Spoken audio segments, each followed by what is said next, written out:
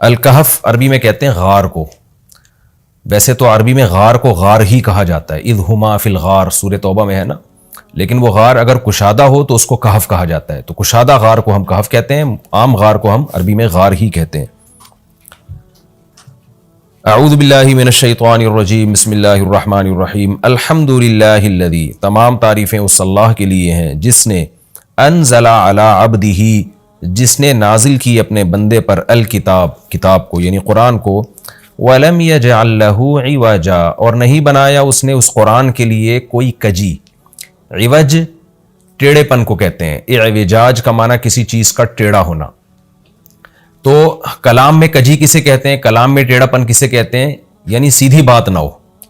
ہم کہتے ہیں نا کہ بھائی سیدھی بات کرو، تمہاری اپنی بات میں اتنا ٹکراؤ ہے، پتہ ہی نہیں چلتا کہ تم کیا کہنا چاہتے ہو، اور بات بھی واضح نہ ہو، تو ایسے کلام کو کہا جاتا ہے ٹیڑھا کلام، عوج والا کلام. تو قرآن کہہ رہا ہے کہ قرآن کے مضامین بالکل اسٹریٹ ہیں، سیدھے سیدھے ہیں، نیچر کو، فطرت کو اپیل کرتے ہیں، اور ٹکراؤ نہیں ہے آپس میں مضامین میں. تو یہ مطلب ہے عوج نہ ہونے کا. وَلَمْ يَجْعَلْ لَهُ عِوَجًا، اور اس میں کوئی کجی نہیں ہے. قیماً، سیدھا سیدھا کلام ہے. یہ اسی لم یجعل لہ عوجا کو دوسرے لفظ کے ساتھ ایکسپلین کیا جا رہا ہے کہ جس میں کجی نہیں ہوتی تو ظاہر ہے وہ سیدھا کلام ہوتا ہے. قیماً، قیم سیدھا. لِيُنذِرَ بَأْسًا، تاکہ یہ ڈرائے، بأسًا ایک یعنی عذاب سے، مصیبت سے، شدیداً سخت عذاب سے، من لدنہ اللہ کی طرف سے. وَيُبَشِّرَ الْمُؤْمِنِينَ، اور مومنین کو یہ کلام خوشخبری سنا دے. الَّذِينَ يَعْمَلُونَ الصَّالِحَاتِ، وہ مومنین جو نیک عمل کرتے ہیں، کیا خوشخبری سنا دے ان کو؟ أَنَّ لَهُمْ أَجْرًا حَسَنًا، کہ بے شک ہے ان کے لیے اچھا اجر. مَاكِثِينَ، مَكَثَ يَمْكُثُ، مکثن کا معنی ہوتا ہے قرار پکڑنا، رہنا. مَاكِثِينَ فِيهِ أَبَدًا، اس اچھے اجر میں رہیں گے یہ ہمیشہ ہمیشہ. وَيُنذِرَ، اور تاکہ یہ کلام ڈرا دے، الَّذِينَ، ان لوگوں کو، قالوا جو کہتے ہیں، اتخذ اللہ ولدا، کہ اللہ نے اولاد ٹھہرا لی، معاذ اللہ. ما لہم بہ من علم، نہیں ہے ان کے لیے بہ اس بات پر، من علم کوئی علم. میں نے بتایا تھا علم کا ترجمہ دلیل سے بھی ہوتا ہے. ان کے لیے اس بات پر یعنی اس دعوے پر کوئی دلیل نہیں ہے ان کے پاس. ولا لآبائہم، اور نہ ان کے باپ دادا کے پاس کوئی دلیل ہے. کبورت کلمتن، کبورا یہ ایک فعل تعجب ہے، بہت ہی یعنی تعجب کی بات ہے، یعنی بہت ہی بڑا کلمہ ہے، یعنی بہت ہی بری ہے یا بہت ہی بڑی ہے. ازروع کلمہ کے یعنی ازروع بات کے، یہ بات بہت بڑی ہے، یعنی بری ہونے میں بہت بڑی ہے. یعنی جو انہوں نے کہا نا کہ اللہ تعالیٰ نے کسی کو اپنی اولاد ٹھہرا لیا ہے، تو یہ بات بڑے ہونے کے لحاظ سے بہت ہی بری ہے. یہ ترجمہ ہوگا کبورت کلمتن، یہ بہت ہی برا ہے، بڑا ہے کلمے کے اعتبار سے. تخرج، وہ کلمہ جو نکلتا ہے، من افواہہم، ان کے منہ سے. فوہ کہتے ہیں منہ کو، فوہ، اور افواہ اس کی جمع آتی ہے. تو ان کے منہ سے جو نکلتا ہے، تو جو کلمہ نکلتا ہے، تو یہ بات بہت بڑی ہے اس کلمے کے اعتبار سے، یعنی یہ کلمہ بہت ہی برا کلمہ ہے جو ان کی زبانوں سے نکلتا ہے. ان یقولون الا کذبا، نہیں کہتے یہ لوگ مگر جھوٹ. فلعلک، فا کا مطلب تو، یا پھر لعلک شاید آپ، باخع نفسک، بخا یبخع ہلاک کرنا، آپ ہلاک کر بیٹھیں گے اپنی جان کو، علی آثارہم، ان کے نشانات، ان کے پیچھے. اثر نشان کو کہتے ہیں کیونکہ نشان انسان کے پیچھے پیچھے ہوتا ہے نا، تو اس کا مطلب ان کے پیچھے، یعنی آپ ان کے در پہ ہو کے ان کے پیچھے ایسا لگتا ہے کہیں اپنی جان ہلاک کر بیٹھیں گے. ان لم یؤمنوا، اگر یہ لوگ اس ایمان نہ لائے، بہذا الحدیث، اس بات پر یعنی قرآن پر ایمان نہ لے کر آئے، تو ایسا لگتا ہے شاید کہ آپ اپنی جان ہلاک کر بیٹھیں گے ان کے پیچھے، اسفا، افسوس کرتے ہوئے. اسفا تاسف اردو میں بھی استعمال ہوتا ہے نا، بڑا تاسف ہوا یعنی غم. تو آسان ترجمہ آیت کا کیا ہوگا؟ شاید کہ آپ ان کے پیچھے اپنی جان کو ہلاک کر بیٹھیں گے غم کی وجہ سے، اگر یہ اس بات پر ایمان نہ لے کر آئے، اس قرآن پر ایمان نہ لے کر آئے. انا جعلنا، بے شک بنایا ہے ہم نے، ما علی الارض، اس چیز کو جو زمین پر ہے، کیا بنایا ہے ہم نے اس کو؟ زینت لہا، زمین کے لیے زینت، یعنی زمین سے مراد ہے زمین والوں کے لیے، زمین والوں کے لیے ہم نے جو کچھ زمین کے اوپر ہے وہ زینت بنایا ہے. لنبلوہم، تاکہ ہم ان لوگوں کو آزمائیں، ایہم احسن عملا، کہ ان میں کون ہے جو عمل کے لحاظ سے زیادہ اچھا ہے. وَإِنَّا لَجَاعِلُونَ، اور بے شک بنانے والے ہیں ہم، ما اس چیز کو علیہا جو زمین پر ہے. کیا بنانے والے ہیں؟ سعیدن میدان، جرزا چٹیل. سعید یصعد صعودن کا معنی اوپر چڑھنا. تو سعید زمین کے اوپر کے حصے کو کہتے ہیں کیونکہ وہ سب سے اوپر والی پرت ہے نا زمین کی، تو سب سے اوپر ہوتی ہے اس لیے اس کو سعید کہا جاتا ہے. تو مٹی کو بھی کہا جاتا ہے چونکہ زمین کے اوپر ہوتی ہے وہ. اور جروزا جرز کہتے ہیں کاٹنے کو، جرز عربی میں. جروز کٹی ہوئی، تو کٹی ہوئی زمین کا مطلب ہے جس کی فصل کٹی ہوئی ہو. تو فصل جب زمین کی کٹتی ہے تو چٹیل میدان بن جاتی ہے. تو یہاں مطلب یہ نہیں ہے کہ زمین کے اوپر جس کی فصل کاٹ دی گئی ہو ہم وہ والی زمین کے اوپر کو وہ بنانے والے. مطلب یہ ہے کہ چٹیل، یہ کنایا ہے یعنی مجاز ہے کہ جب فصل کٹ جاتی ہے تو زمین چٹیل میدان بن جاتی ہے. تو اس کا ترجمہ کیا ہوگا؟ وَإِنَّا لَجَاعِلُونَ ہم بنانے والے ہیں ما علیہا ان تمام چیزوں کو جو زمین پر ہیں. کیا بنانے والے ہیں؟ سعیدن جروزا چٹیل میدان بنانے والے ہیں. سب ختم ہو جائے گا. ام حسبتا، اے مخاطب یا اے محمد صلی اللہ علیہ وسلم، کیا آپ سمجھتے ہیں کہ آپ گمان کرتے ہیں ان اصحاب الکہفی کہ غار والے لوگ، والرقیم اور پہاڑ والے لوگ. رقیم رقمت الجبل، جبل کے کنارے کو کہتے ہیں. رقمت الجبل کا مطلب ہوتا ہے پہاڑ کا کنارہ. پہاڑ کے کنارے میں کوئی بھی جگہ ہو تو اس کو رقمت الجبل کہا جاتا ہے، اسی سے رقیم نکلا ہے. تو پہاڑ کے کنارے پر یعنی رقیم کا مطلب کیا ہوگا؟ اصحاب الکہفی والرقیم، غار والے لوگ اور پہاڑ کے جانب والے لوگ. کیونکہ اصحاب کہف جو تھے وہ غار میں بھی تھے اور ظاہر ہے وہ غار پہاڑ کی جانب میں تھا، تو اس لیے ان کو اصحاب الکہف بھی کہا، اصحاب الرقیم بھی کہا. اور بعض حضرات نے کہا کہ یہ رقیم رقم سے نکلا ہے. رقم یرقوم کا معنی ہوتا ہے لکھنا. تو مرقوم ہے نا، مرقوم لکھی ہوئی چیز کو کہا جاتا ہے. تو اصحاب رقیم ان کو اس لیے کہا گیا ہے دو وجہ سے. بعض یعنی اگر ہم اس کو لکھی ہوئی تحریر سے مراد لیں تو دو وجہ سے ان کو رقیم کہا جا سکتا ہے. یا تو اس لیے کہ ان کا واقعہ تاریخی کتابوں میں تواتر سے چلا آ رہا تھا، یعنی مورخین اس واقعے کو لکھتے تھے، تو یہ لکھی ہوئی یعنی وہ لوگ بن گئے جن کو لکھا گیا ہے، اس لیے اللہ نے ان کو اصحاب الرقیم کہا، یعنی وہ لوگ جن کی ہسٹری کو لکھا گیا ہے. تو ظاہر عجیب لوگ تھے تبھی تو ان کی ہسٹری کو لکھا گیا. نارمل واقعات عام طور پہ نہیں لکھے جاتے. اور بعض نے کہا نہیں، رقیم ان کو اس لیے کہا گیا کہ پہاڑ جس میں انہوں نے کئی سو سال گزارے، یعنی بہت عرصہ گزارا، تو اس پہاڑ میں ان کے نام پھر لوگوں نے نا لکھ کے لٹکا دیے تھے، تو اس لیے بھی ان کو رقیم کہا گیا ہے. رقیم والے یعنی وہ لوگ جن کے نام کی پرچی پہاڑ پہ لٹکا دی گئی تھی، تختی لٹکا دی گئی تھی. تو خیر دو مفہوم ہو سکتے ہیں، زیادہ ترجیح اس کو دی گئی ہے کہ اس سے پہاڑ مراد لیا جائے، تو آسان ترجمہ بھی یہی بنے گا. ان ام حسبت ان اصحاب الکہف والرقیم، اے نبی کیا آپ سمجھتے ہیں کہ غار والے اور پہاڑ والے لوگ کانوا من آیاتنا عجبا، وہ تھے ہماری نشانیوں میں سے بڑی عجیب نشانی.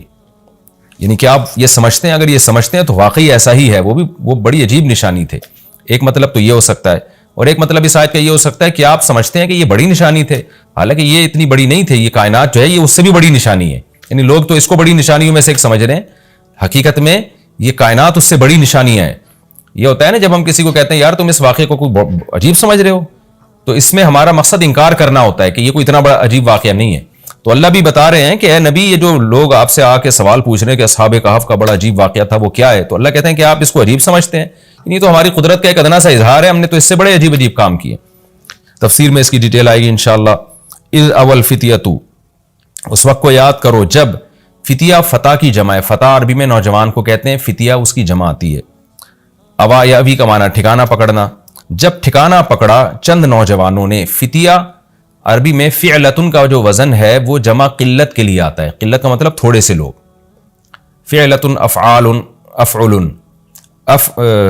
افعل افعال فعلتن افعلتن، یہ چار اوزان عربی میں آتے ہیں جمع قلت کے لیے، یعنی 9 سے کم پہ دلالت کرنے کے لیے. اذ اول فتیتو، جب چند نوجوانوں نے ٹھکانہ پکڑا، الی الکہف، غار کی طرف، فقالو، پھر کہنے لگے، ربنا آتینا، اے ہمارے رب ہم کو عطا کر دے، من لدن کا اپنی طرف سے، رحمتن رحمت بھی، وہیئ لنا اور تیار کر دے ہمارے لیے، انتظام کر دے ہمارے لیے. ہیئ یہیئ، سبح یسبح کی طرح، تیار کرنا، انتظام کرنا. کھانا پکانے کو بھی کے لیے بھی یہ لفظ استعمال ہوتا ہے کیونکہ وہ تیار کیا جاتا ہے نا. تو ہیئ لنا، اور انتظام کر دے ہمارے لیے، من امرنا، ہمارے کام میں، یعنی جس کام کے لیے ہم نکلے ہوئے ہیں اس میں ہمارے لیے مہیا کر دے. یہ لفظ اردو میں بھی استعمال ہوتا ہے نا، میں نے اس کے لیے یہ چیز مہیا کر دی، یعنی ارینج کر کے دے دی اس کو میں نے. تو ارینج کرنا بھی اردو میں آج کل یہ انگلش کا ورڈ بھی بہت کثرت سے استعمال ہوتا ہے، ارینج کرنا. یہ بہت اچھا ترجمہ ہوگا اس کا، وَهَيِّئْ لَنَا مِنْ أَمْرِنَا، اور انتظام کر دیجئے ہمارے لیے ہمارے اس معاملے میں سے رشدا، درست رہنمائی کا، یعنی ہمیں اس میں صحیح رہنمائی کر دیجئے، رشد کا انتظام کر دیے ہمارے لیے کہ ہم غلط سمت میں نہ چل پڑیں۔ فَضَرَبْنَا عَلَىٰ آذَانِهِمْ، ہم نے ڈال دیے ان کے کانوں پر، کیا ڈال دیے؟ پردے۔ یہ کنایا ہے سونے سے۔ جب آپ بہت گہری نیند سوتے ہیں نا تو کان سننے کی صلاحیت سے محروم ہو جاتے ہیں۔ اللہ میاں یہ بھی کہہ سکتے تھے ہم نے آنکھوں پہ پردے ڈال دیے، لیکن بعض دفعہ یہ ہوتا ہے کہ آپ کی آنکھ سو جاتی ہے لیکن ذرا سی آواز سے آپ اڑ جاتے ہیں، تو جب ہم سوتے ہیں نا تو آنکھوں کا کنیکشن پہلے ختم ہوتا ہے، پھر جب مزید گہری نیند میں جاتے ہیں تو کانوں کا کنیکشن ختم ہو جاتا ہے۔ یہی وجہ ہے کہ ہلکی نیند جب ہو آنکھ سے نظر آنا تو بند ہو جاتا ہے، لیکن ذرا سا کوئی پکارے گا آپ کی آنکھ کھل جائے گی، کیونکہ کانوں کی جو سماعت ہے وہ بحال ہوتی ہے۔ تو اس لیے اللہ میاں نے گہری نیند سے تعبیر کرنے کے لیے فرمایا فَضَرَبْنَا عَلَىٰ آذَانِهِمْ، اذن کان کو کہتے ہیں، آذان اس کی جمع، ہم نے ان کے کانوں پہ پردے ڈال دیے۔ کیا مطلب؟ اتنی گہری نیند سو گئے کہ اب جتنا بھی شور شرابہ ان کی آنکھ نہیں کھلنے والی تھی۔ فَضَرَبْنَا عَلَىٰ آذَانِهِمْ فِي الْكَهْفِ، غار کے اندر ہم نے ان کے کانوں پہ پردے ڈال دیے، سنینا، کئی سال، عددا، عدد کے اعتبار سے، یعنی عدد کے اعتبار سے کئی سال تک ہم نے ان کے کانوں کے اوپر پردے ڈال دیے۔ ثم بعثناہم، پھر ہم نے ان کو اٹھایا یعنی جگایا، لنعلم، تاکہ ہم جانیں، ظاہری طور پر جان لیں، حقیقت میں تو اللہ پہلے سے جانتا ہے، کیا جان لیں؟ ای الحزبین، حزب کہتے ہیں جماعت کو، حزبین دو جماعتیں، کہ دو جماعتوں میں سے کون سی جماعت ہے احصا، یہ ہے اس میں تفضیل، اضربو کی طرح، زیادہ کاؤنٹ کرنے والی، زیادہ شمار کرنے والی۔ احصا کا مطلب ہوتا ہے احاطہ کر لینا، کاؤنٹ کر لینا۔ ایہم ای الحزبینی، دونوں جماعتوں میں سے کون سی جماعت ایسی ہے احصا، جو زیادہ اچھا کاؤنٹ کرنے والی ہے، لما، اس مدت کو، لبثو، لما لبثو امدا، امدا کہتے ہیں مدت کو، احصا امدا اصل میں یوں تھا، امد کو زیادہ کاؤنٹ کرنے والی ہے، لما، اس امد کو، لبثو، جس امد تک یہ ٹھہرے ہیں۔ تو امد کا معنی کیا ہے؟ مدت۔ دوبارہ ترجمہ کر دیتا ہوں، ثم بعثناہم، ہم نے ان کو دوبارہ اٹھایا، لنعلم، تاکہ ہم جان لیں، ای الحزبین، دو جماعتوں میں سے کون سی جماعت ایسی ہے احصا امدا، جو زیادہ کاؤنٹ کر سکتی ہے مدت کو، لما، وہ والی مدت، لبثو، جس مدت میں یہ ٹھہرے ہیں۔ یعنی مطلب یہ ہے کہ جب یہ اصحاب کہف دوبارہ سو کے اٹھے ہیں نا تو ان میں دو دھڑے بن گئے، ایک نے کہا ہم ایک دن سوئے ہیں، آدھا دن سوئے ہیں، دوسرے نے کہا پتہ نہیں کتنا سوئے ہیں، ہمیں تو یاد ہی نہیں ہے۔ تو اللہ نے کہا ہم دیکھنا چاہتے تھے کہ ان دونوں جماعتوں میں سے کون سی زیادہ اچھی، یعنی زیادہ اچھا کاؤنٹ کر سکتی ہے مدت کو۔ تو ظاہر ہے اس نے زیادہ اچھا، دو فریق بن گئے نا، ایک نے کہا 24 گھنٹے یا اس سے کم سوئے ہیں، دوسرے نے کہا نہیں جی ہم، اللہ ہی جانتا ہے۔ تو وہ جو جس نے کہا نا کہ اللہ ہی جانتا ہے، وہ زیادہ اچھا کاؤنٹ کر رہی تھی، کیونکہ اس میں کوئی فیصلہ کرنا ممکن ہی نہیں تھا۔ تو یہ لام عاقبت کا لام کہلاتا ہے۔ عاقبت کا لام کا مطلب جس کا رزلٹ یہ نکلا، یہ مطلب نہیں تھا کہ اللہ نے ان کو سلایا اس لیے تھا تاکہ ان کا اختلاف ہو اور ہم یہ دیکھنا چاہتے تھے کون زیادہ اچھی مدت کاؤنٹ کرتا ہے۔ ظاہر ہے یہ تو کوئی حکمت نہ ہوئی نا، اتنی بڑے ایک معجزہ اللہ نے اپنی قدرت دکھائی۔ تو اسلام عاقبت کا مطلب کہ ہم نے جب ان کو اٹھایا تو اس کا رزلٹ یہ نکلا، بہت ساری حکمتیں حاصل ہوئی، ان میں ایک رزلٹ یہ بھی نکلا کہ ہم دیکھ رہے تھے کہ دیکھیں کون بتاتا ہے کہ ہم کتنی مدت تک ہم سوئیں اور اس میں درست نتیجے تک کون پہنچتا ہے۔ تو یہ اس رکوع کا لفظی ترجمہ مختصر گرامر کے ساتھ ہو گیا۔ اب ہم اس کی تفسیر کی طرف چلتے ہیں۔ سورہ کہف کا پہلا رکوع اور 15ویں پارے کا 13واں رکوع۔ یہ سورہ کہف ہے، اس کی بڑی فضیلت ہے۔ حدیث میں رسول اللہ صلی اللہ علیہ وسلم نے ارشاد فرمایا کہ جو جمعے کے دن سورہ کہف کی تلاوت کرتا ہے اللہ اسے دجال کے فتنے سے محفوظ رکھتے ہیں۔ اس کی وجہ کیا ہے کہ دجال کے فتنے میں اور اس میں کیا مناسبت ہے، اس پہ علماء نے بہت کچھ کہا ہے، تو یقینی طور پر اس حکمت کو بیان نہیں کیا جا سکتا، لیکن بہرحال اس کے مضامین ایسے ہیں کہ انسان کو اس سے ایمان میں تقویت ملتی ہے۔ اور بڑی بات یہ ہے کہ رسول اللہ صلی اللہ علیہ وسلم نے جب کسی چیز کے بارے میں ہمیں بتا دیا تو پھر ہمیں اس کی حکمت سمجھ میں نہ بھی آئے تو ہمیں بس اس پر ایمان لانا چاہیے۔ تو دجال کے فتنے سے بچنے کے لیے اگر کوئی جمعے کے دن اس کا اہتمام کرتا ہے تو انشاءاللہ اس کو فائدہ ہوگا۔ دجال کے فتنے سے بچنے میں سرسری غور سے ایک بڑی حکمت یہ معلوم ہوتی ہے کہ اللہ تعالیٰ نے بڑے بڑے قدرت کے اپنے نمونے دنیا میں دکھائے ہیں، جیسے اس میں خضر علیہ السلام کا واقعہ آئے گا، اصحاب کہف کا واقعہ، ذوالقرنین کا واقعہ، کہ کیسی اللہ نے ان کے ہاتھوں پہ اپنی قدرت کو ظاہر کیا۔ تو یہ اللہ تعالیٰ کے مختلف کام ہیں، یاجوج ماجوج کا تذکرہ بھی آئے گا اس میں۔ تو اس میں ہمیں پتہ چلتا ہے کہ اللہ کی قدرتوں میں بہت بڑی بڑی قدرتیں، اللہ مخلوق سے بھی بعض دفعہ بڑے بڑے کام لے لیتے ہیں۔ تو دجال بھی اللہ کی ایک مخلوق ہوگا. تو وہ اگر بڑے بڑے محیر العقول کام دکھا رہا ہے تو یہ اس کی علامت نہیں ہوگی کہ یہ خدا ہے. جیسے ذوالقرنین سے اللہ نے بڑا کام لیا تو وہ خدا تھوڑی بن گئے, اور خضر علیہ السلام کے ذریعے اللہ نے مردے کو زندہ ایک جو ہے نا وہ دیوار کو سیدھا کروا دیا اور تختہ جڑوا دیا, اور کچھ انہوں نے اللہ کے بتانے سے غیب کی خبریں بتا دیں, تو اس سے وہ خدا تو نہیں بن گئے. اور جو اس طرح اصحاب کہف کئی سو یعنی 300 سال تک غار میں سوتے رہے, تو اس سے وہ خدا نہیں بن گئے. تو ایسے ہی دجال کے جب ہم محیر العقول واقعات دیکھیں گے تو یہ اس کی علامت نہیں ہے کہ یہ خدا ہے, بلکہ اللہ کی مخلوق ہے. تو اللہ تعالیٰ نے جیسے پچھلے پیغمبروں میں ایسے واقعات رونما ہوئے اور مقصد لوگوں کی آزمائش تھا, تو دجال بھی لوگوں کی آزمائش ہی کے لیے آئے گا. اور بہت ساری حکمتیں ہیں جو علماء نے بیان کی ہیں. اچھا, یہ جو جمعے کے دن سورہ کہف پڑھنے کی فضیلت ہے, تو یہ جمعے کی رات کو اگر کوئی پڑھ لے تو بھی یہ فضیلت حاصل ہو جائے گی. تو کیونکہ روایات میں جمعے کی رات کا بھی تذکرہ ملتا ہے اور جمعے کا بھی تذکرہ ملتا ہے. الحمدللہ الذی, تمام تعریفیں اس اللہ کے لیے ہیں, انزل علی عبدہ الکتاب, جس نے اپنے بندے پر کتاب کو نازل کیا, ولم یجعل لہ عوجا, اور اس کتاب میں اس نے کوئی کجی نہیں رکھی.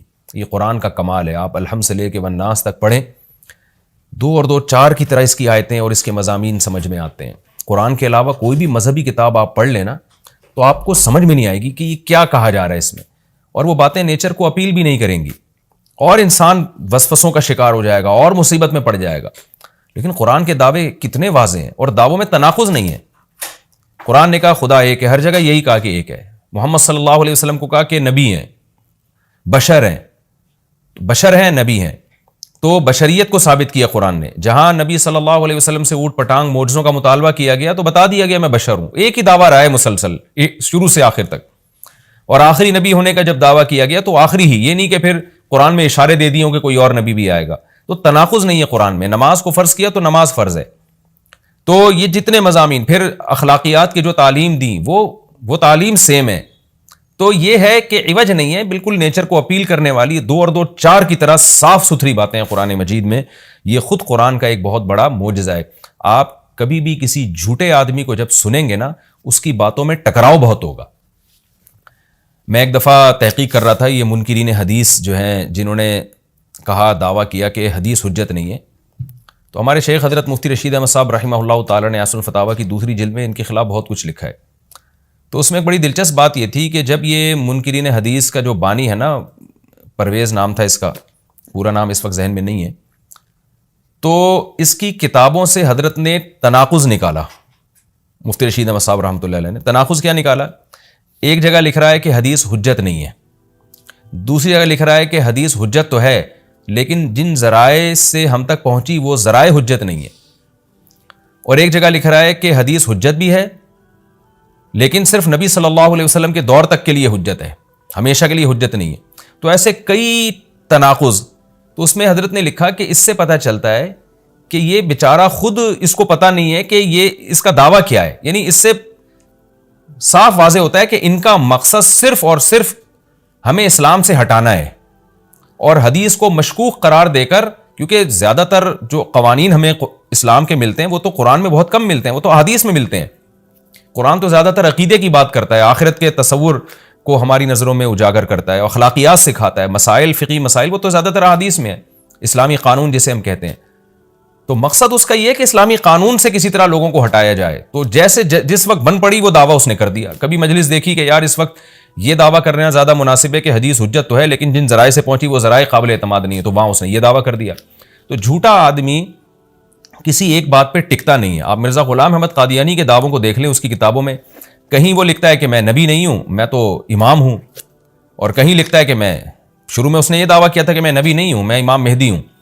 پھر اس نے دعویٰ کیا میں حضرت وہی عیسیٰ علیہ الصلوۃ والسلام جو مسیح موعود وہ ہوں. اس کی کتابوں میں اتنا ٹکراؤ ہے.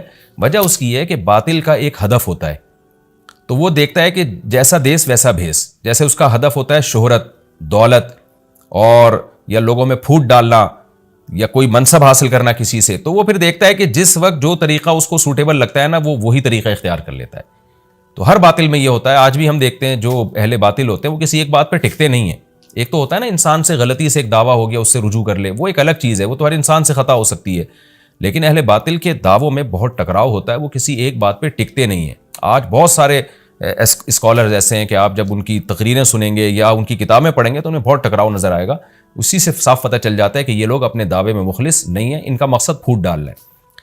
تو جتنی جو تحریف شدہ آسمانی کتابیں ہیں، یہ جتنے باطل مذاہب ہیں، ان میں بھی آپ کو یہ ٹکراؤ نظر آئے گا۔ تو قرآن یہ دعویٰ بار بار کرتا ہے کہ اللہ تعالیٰ نے جو کلام اپنے حبیب صلی اللہ علیہ وسلم پہ نازل کیا، اس میں آپ کو عوج نظر نہیں آئے گا، کوئی کجی نظر نہیں آئے گی، بہت واضح 2 اور 2 4 کی طرح وہ اپنے دعووں کو دعوے کرتا ہے قرآن مجید، اور اس پر دلائل قائم کرتا ہے۔ قیماً، اللہ فرماتے ہیں سیدھا سیدھا کلام ہے، لینذر بأسا، تاکہ یہ ڈرا دے کہ اللہ تو نے اتنا صاف ستھرا کلام نازل کیوں کیا؟ اللہ کہتے ہیں 2 وجہ سے، برے لوگوں کو ڈرانے کے لیے، اچھے لوگوں کو امیدیں دلانے کے لیے، تاکہ برے لوگ برائی سے بچیں اور اچھے لوگوں کو موٹیویشن ملے۔ یہ دعویٰ بھی قرآن کا کتنا پیارا اور کتنا صاف ستھرا ہے۔ برائی کو ختم کرنا چاہتا ہے قرآن، اچھائی کو پروموٹ کرنا چاہتا ہے۔ لینذر بأسا شدیدا، ہم نے کیوں نازل کیا؟ تاکہ یہ ڈرا دے شدید عذاب سے، من لدنہ، اللہ کی طرف سے، یعنی اللہ کی طرف سے ڈرا دے، وَيُبَشِّرَ الْمُؤْمِنِينَ، اور ایمان والوں کو خوشخبریاں سنا دے۔ کون سے ایمان والے؟ الَّذِينَ يَعْمَلُونَ الصَّالِحَاتِ، جو اچھے اعمال کرتے ہیں۔ کیا خوشخبری سنا دے؟ أَنَّ لَهُمْ أَجْرًا حَسَنًا، کہ ان کو اجر ملے گا بہت اچھا، اور ایسا اجر ملے گا مَاكِثِينَ فِيهِ أَبَدًا، رہیں گے اس اجر میں وہ ہمیشہ ہمیشہ۔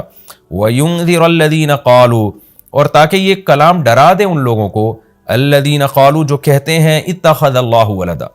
اللہ نے ڈرانے کا ذکر 2 دفعہ کیا، اس لیے کہ ایک تو عام لوگ جو برے ہوتے ہیں ان کو ڈرا دے، اور مشرکین میں خاص طور پر یہ برائی تھی کہ یہود و نصارہ کی باتوں میں آ کے اللہ کے لیے اولاد ٹھہرا لیا کرتے تھے، وہ فرشتوں کو بیٹیاں کہہ دیا، یا عیسائیوں کی باتوں میں آ کے اللہ کے لیے اولاد ٹھہرا دی۔ تو اس لیے اللہ نے خاص طور پر ان مشرکین اور ان کافروں کا ذکر کیا جو نبی صلی اللہ علیہ وسلم کے دور میں اللہ کے لیے اولاد ٹھہراتے تھے، کہ اللہ ان کو بھی ڈرا دیا جائے۔ وَيُنذِرَ الَّذِينَ قَالُوا، اور ڈرا دے ان لوگوں کو جو کہتے ہیں اتَّخَذَ اللَّهُ وَلَدًا، کہ اللہ نے ٹھہرا لی ہے اولاد۔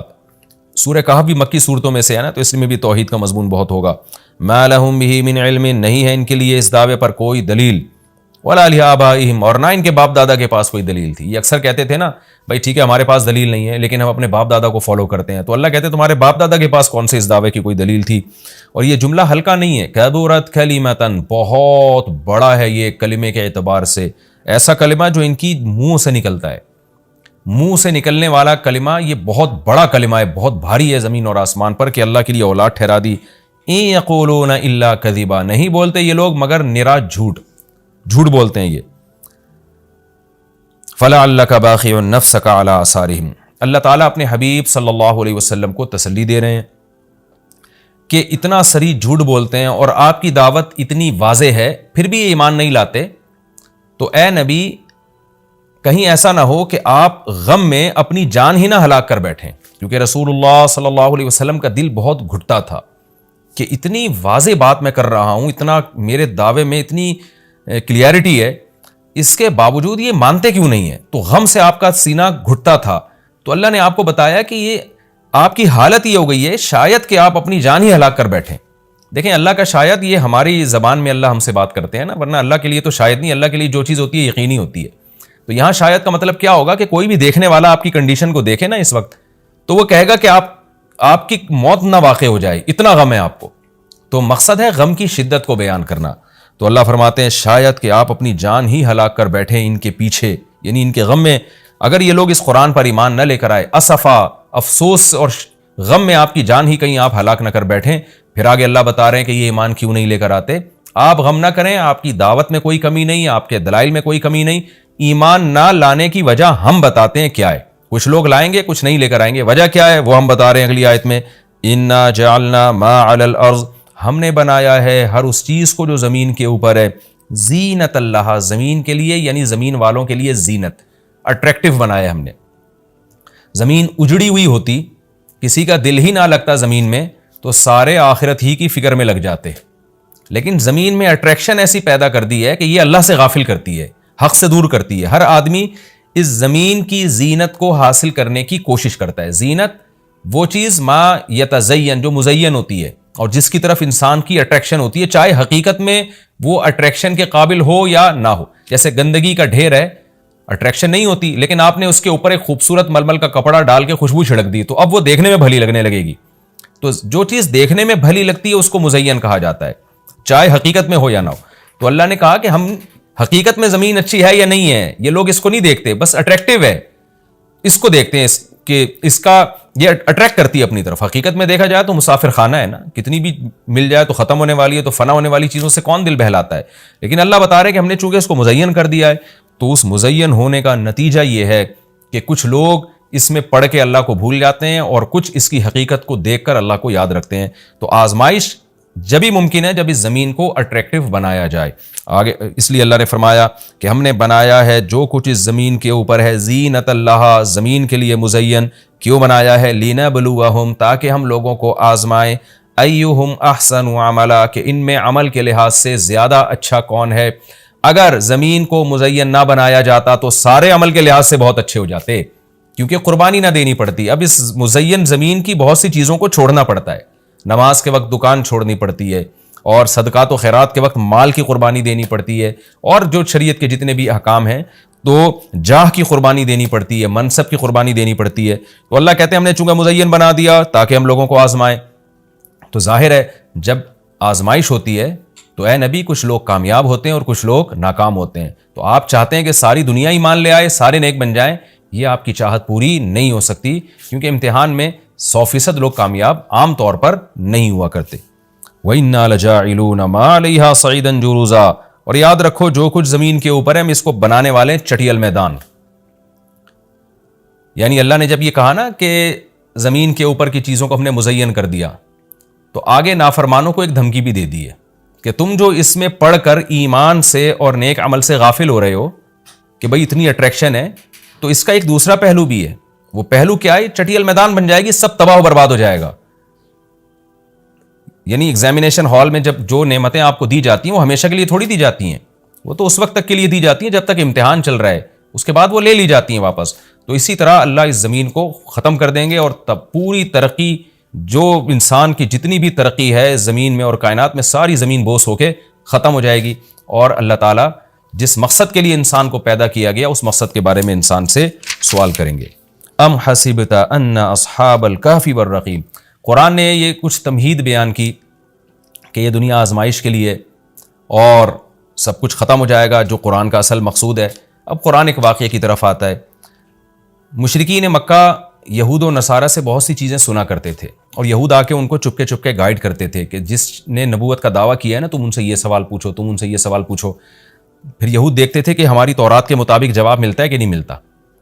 تو ان کا یعنی خیال یہ تھا کہ محمد صلی اللہ علیہ وسلم جواب نہیں دے پائیں گے, تو ہم بتائیں گے دیکھو ہماری تورات میں تو یہ لکھا ہے, اگر یہ اللہ کے نبی ہیں تو یہ تو ہر آسمانی کتاب یہ واقعہ بیان کرتی ہے, تو قرآن کیوں بیان نہیں کر رہا. تو یہودیوں نے آ کے مشرکین مکہ سے کہا, مشرکین مکہ نے نبی صلی اللہ علیہ وسلم سے سوال پوچھا. ان میں 3 سوال تھے. ایک روح سے متعلق جس کا سورہ بنی اسرائیل میں جواب دے دیا گیا, ایک حضرت ذوالقرنین سے متعلق کہ وہ کون سا بادشاہ تھا جس نے پوری دنیا پہ حکومت کی ہے, ان کا تذکرہ اللہ نے قرآن میں بیان کیا, اور ایک اصحاب کہف کے بارے میں. تو اب قرآن ان کے واقعے کو بیان کر رہا ہے. ام حسبت ان اصحاب الکہف والرقیم کانوا من آیاتنا عجبا, اے نبی آپ یہ سمجھتے ہیں کہ اصحاب کہف اور جبل والے پہاڑ والے لوگ, غار اور پہاڑ والے لوگ کیا ہماری نشانیوں میں سے بڑی عجیب نشانی تھے؟ کیا آپ یہ سمجھتے ہیں؟ یعنی یا تو اس کا جواب یہ کہ واقعی یہ نشانی تھے, یا یہ کہ یہ اتنی بڑی نشانی نہیں تھے جتنی بڑی اس کائنات کو بنا دینا بڑی نشانی ہے.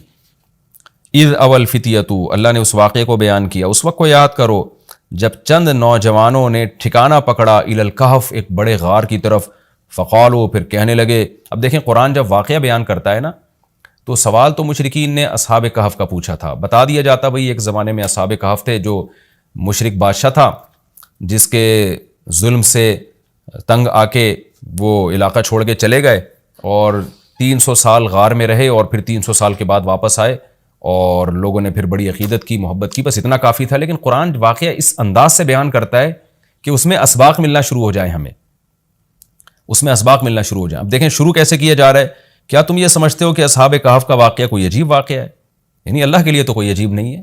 یعنی انسانوں پر گویا اللہ تعجب کر رہے ہیں کہ اس واقعے کو تم عجیب سمجھ رہے ہو, اور اس سے بڑے عجیب عجیب کام جو ہم نے کر دیے, پانی کے قطرے سے انسان کو بنا دیا, اور اتنا بڑا نظام بنا دیا ہم نے کائنات کا, اس کو عجیب نہیں سمجھ رہے. تو یہ انسان کی بھی عقل ہے نا کہ ایک واقعہ عجیب و غریب ہو جائے تو اس پہ حیران ہو رہا ہوتا ہے, اور وہ پوری کائنات بن گئی, اور انسان کا پانی سے وجود میں آ جانا, چونکہ یہ ہم اس کے عادی ہو چکے ہیں یہ منظر دیکھنے کے, تو یہ ہمارے نظر میں عجیب نہیں رہا, ورنہ حقیقت میں تو اس سے زیادہ عجیب کام اللہ کر چکا ہے. تو ایک تو سبق اللہ نے ہمیں یہ بتایا اس واقعے میں کہ یہ واقعہ اتنا عجیب نہیں جتنا اللہ کے دوسرے کام زیادہ عجیب ہیں. تو قرآن واقعہ بیان کرتا ہے اس انداز سے تاکہ ہمیں اس سے اسباق ملیں. اذا والفتیۃ الی الکہف، نوجوانوں نے غار میں پناہ لی. فقالوا ربنا، اور کیا کہنے لگے، اے ہمارے رب، آتنا من لدنک رحمہ، تو دے ہمیں اپنی طرف سے رحمت، اور ہیئ لنا من امرنا رشدا، ہمارے معاملے میں کوئی رشد کا انتظام کر دے، یعنی درستگی کا انتظام کر دے. اس میں کیا سبق ملتا ہے کہ جو مشرک بادشاہ تھا، کافر بادشاہ تھا، چند نوجوان اسلام لے کر آئے، اللہ کے برحق دین کو قبول کیا. ان کو یہ یقین تھا کہ ہم اس علاقے میں رہ کر اپنے دین اور مذہب پہ قائم نہیں رہ سکتے، لہذا انہوں نے ارادہ کیا ہم ہجرت کرتے ہیں. تو اب ہجرت کر کے جائیں کہاں؟ تو اللہ سے دعائیں مانگ رہے ہیں. اس سے کیا پتہ چلتا ہے کہ جب آپ کے لیے کسی علاقے میں رہ کر دین پر چلنا ناممکن ہو تو آپ پر لازم ہے کہ آپ اس علاقے کو چھوڑیں، ایک بات. نمبر 2، چھوڑ کر آپ اللہ پہ اعتماد اور توکل کریں کہ جس اللہ نے مجھے یہاں کھلایا وہ کہیں اور بھی کھلا سکتا ہے. نمبر 3، اللہ سے 2 قسم کی دعائیں مانگیں. نمبر 1، اے اللہ تو میرے لیے رحمت کا انتظام کر دے، یعنی اپنا رحم کر تاکہ تیری رحم کی وجہ سے ہمارے لیے معاملات آسان ہو جائیں. نمبر 2، تو ہمیں گائیڈ کر، ہیئ لنا من امرنا رشدا کا مطلب سیدھا راہ دکھا، ہمیں بتا کہ ہم نے جانا کہاں ہے، کس ملک میں اسٹے کرنا ہے، سفر کیسے کرنا ہے. یہ بالکل ایسے ہی ہے جیسے موسیٰ علیہ الصلوۃ والسلام سے غلطی سے قتل ہو گیا، تو اب مدین سے جب نکلنا تھا، مصر سے جب نکلنا تھا تو راستہ معلوم نہیں تھا، تو وہاں بھی اللہ تعالیٰ سے موسیٰ علیہ السلام نے دعا مانگی کہ وَلَمَّا تَوَجَّهَ تِلْقَاءَ مَدْيَنَ قَالَ عَسَىٰ رَبِّي أَن يَهْدِيَنِي سَوَاءَ السَّبِيلِ، مجھے امید ہے میرا رب مجھے سیدھا راستہ دکھائے گا. تو جب انسان کو راستے معلوم نہ ہو، گائیڈنس نہ مل رہی ہو کہ جانا کہاں ہے، کہاں اسٹے کرنا ہے، تو ایسے موقع پہ اللہ سے سیدھے راستے کی دعا مانگنی چاہیے. تو یہاں بھی انہوں نے دعا مانگی کہ اللہ تو ہمارے لیے رحمت کا انتظام کر دے اور ہمارے لیے ہمیں گائیڈ کر دے کہ ہم نے جانا کہاں ہے، کہاں اسٹے کرنا ہے. تو قرآن کہتا ہے ہم نے ان کی دعا کو قبول کی. فَضَرَبْنَا عَلَىٰ آذَانِهِمْ، رحمت کا انتظام کیسے ہوا کہ ہم نے غار کے اندر، کیونکہ گئے ان کے کتے کو ساتھ لے کر غار کے اندر گئے اور وہاں انہوں نے کہا کہ فی الحال ہم یہاں لوگوں سے چھپ جائیں، کسی طریقے سے پناہ میں آ جائیں، پھر دیکھیں گے جی اٹھ کے ہم نے جانا کہاں ہے. تو قتل کے خوف سے نکلیں اور غار میں جا کے آرام کیا. تو اللہ کہتے ہیں ہم نے ان کے کانوں پہ پردہ ڈال دیا، سلا دیا گہری نیند، سنین عددا، کئی سال تک. ثم بعثناہم، پھر ہم نے ان کو جگایا، لنعلم ای الحزبین، تاکہ ہم دیکھیں، جس کا نتیجہ یہ نکلا کہ ہم یہ دیکھنا چاہتے تھے ان دونوں میں سے کون سا فریق ایسا ہے احصیٰ لما لبثوا امدا، جو مدت کے اعتبار سے زیادہ کاؤنٹ کرنے والا ہے اس مدت کو، لما لبثوا، جس مدت تک یہ لوگ ٹھہرے. یعنی اللہ تعالیٰ بھی گویا ان کو دیکھ کے خوش ہو رہے ہیں کہ دیکھیں ان کے آپس میں تبصرے کیا ہوتے ہیں، کیونکہ کسی کے ساتھ ایسا کبھی نہیں ہوا. تو اب جب یہ اٹھیں گے تو اللہ کی گویا کہ اللہ تعالیٰ بھی ان کی بات کو دیکھ کرنا ایک خوش ہو رہے ہیں ان کو دیکھ کے کہ دیکھو میں یہ باتیں آپس میں کیا کرتے ہیں. تو کسی نے کیا کہا، کسی نے کیا کہا، یہ سارا تذکرہ آگے آئے گا. یہ واقعہ آگے بھی چلے گا اور انشاءاللہ اس کی تفصیل اگلے رکوع میں زیادہ آئے گی. ہمارا یہ رکوع الحمدللہ کمپلیٹ ہو گیا اور وقت بھی تقریباً کمپلیٹ ہی ہونے والا ہے ہمارا. تو انشاءاللہ اگلے ایپیسوڈ میں اس واقعے کو ہم مکمل کریں گے. تفسیر اس کی بہت آسان ہے، زیادہ ڈیٹیل میں جانے کی ضرورت نہیں ہے. اور میں بار بار بتاتا ہوں کہ یہ جو میں تفسیر کے لیکچر ریکارڈ کروا رہا ہوں، اس کا بنیادی مقصد صرف اور صرف یہ ہے کہ جب آپ قرآن مجید کی تلاوت کریں تو آپ کو سمجھ میں آئے کہ آپ کیا پڑھ رہے ہیں، کیا سن رہے ہیں. تلاوت سنیں تو سمجھ میں آئے کہ کیا سن رہے ہیں آپ تراویح میں یا ویسے نارملی جب آپ تلاوت کرتے ہیں.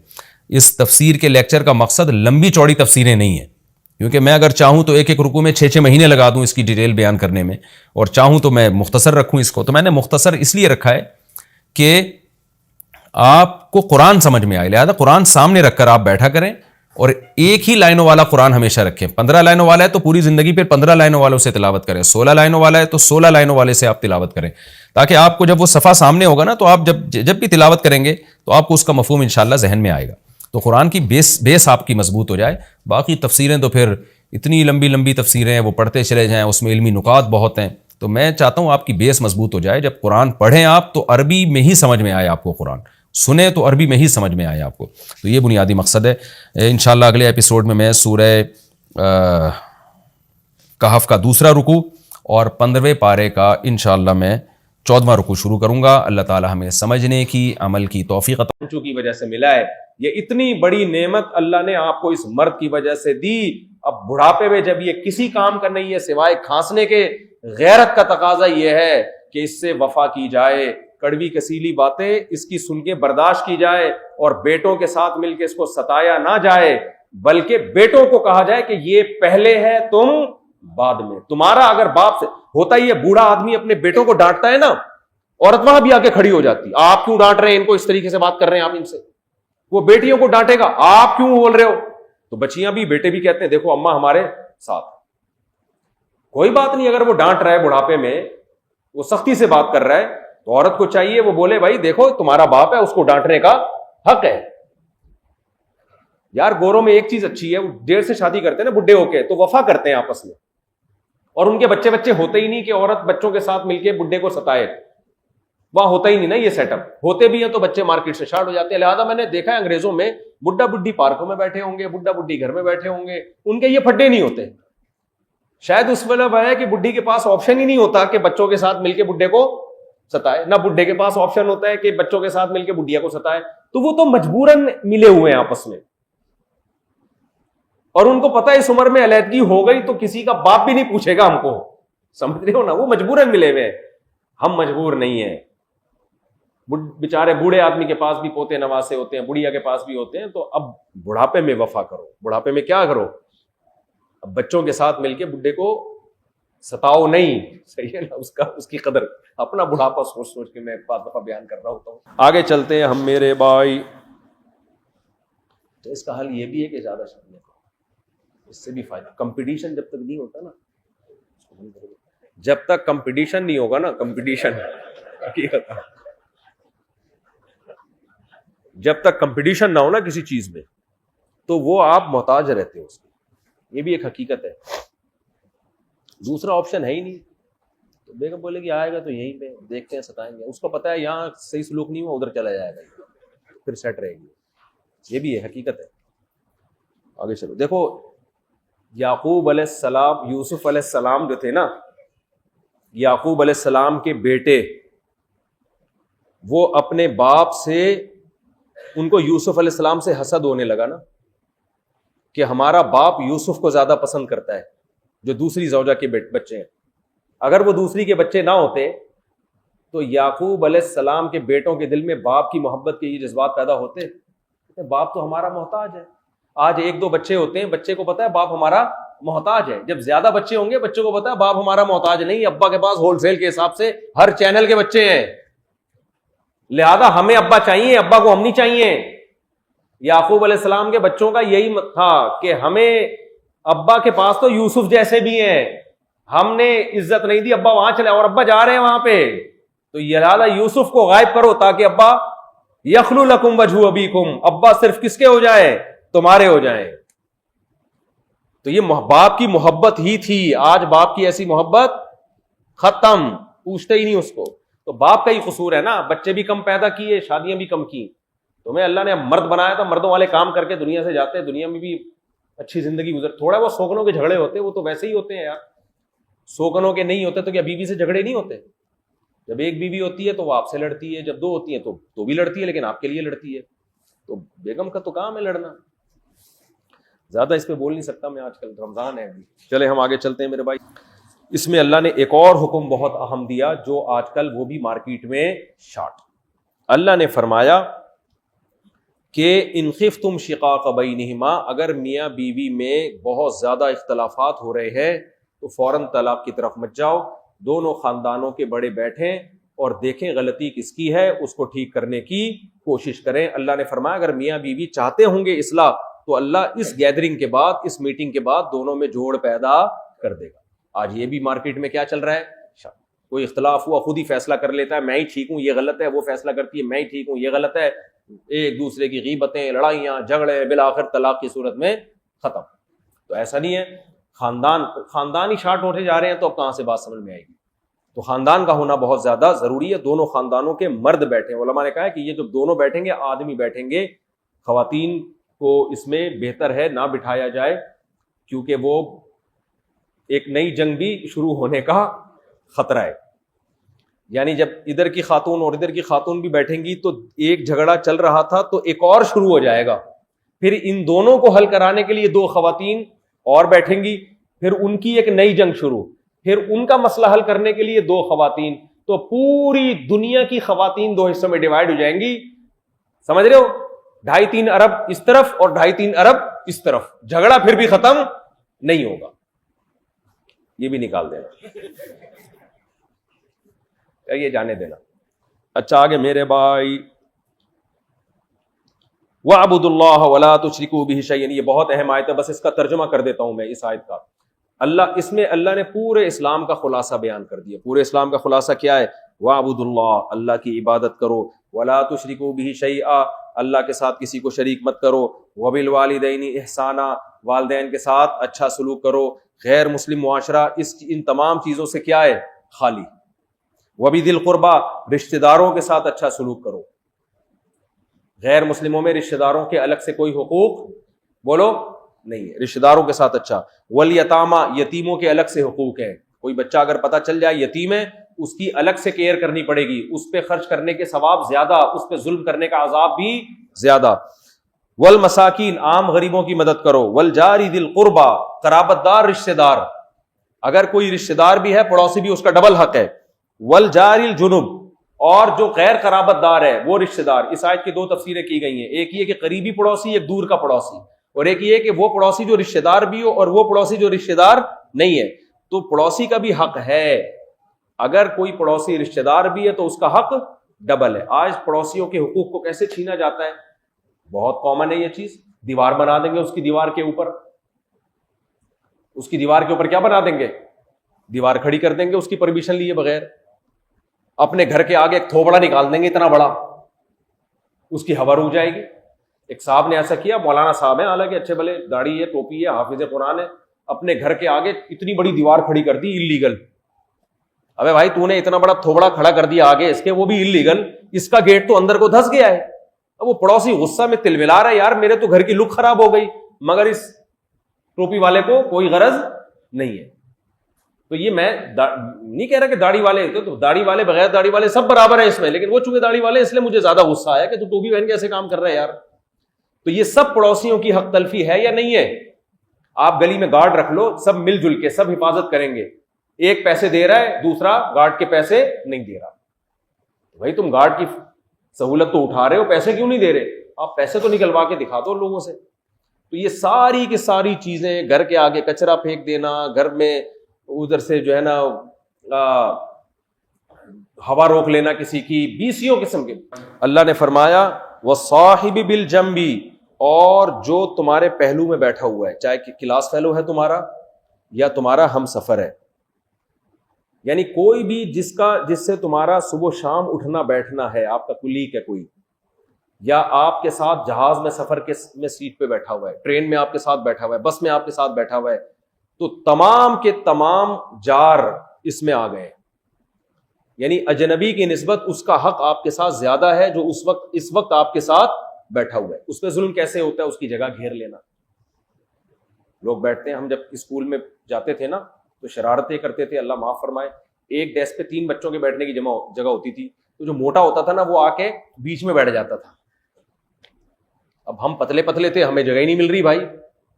وہ بڑی لڑائیاں ہوتی تھی اسکول میں. ہم نے جو پھڈے کیے, مجھے یاد ہے 6 کلاس سے لے کے میٹرک تک تو نہیں 8ویں تک, ان 3 سالوں میں شاید ہی کوئی دن ایسا گیا ہوگا جب ہمارا کسی اپنے کلاس فیلو سے ہاتھا پائی نہ ہوئی ہو, شاید ہی کوئی. اور مجھے بات یہ یاد ایسے رہ گئی, میرے ماموں آئے ہوئے تھے مجھ سے ہمیں گھر میں ملنے کے لیے. میں اسکول سے آیا, 8ویں کلاس میں تھا, تو انہوں نے پوچھا یار تم اسکول میں لڑتے وڑتے تو نہیں ہو؟ میں نے کہا لڑتے ہیں.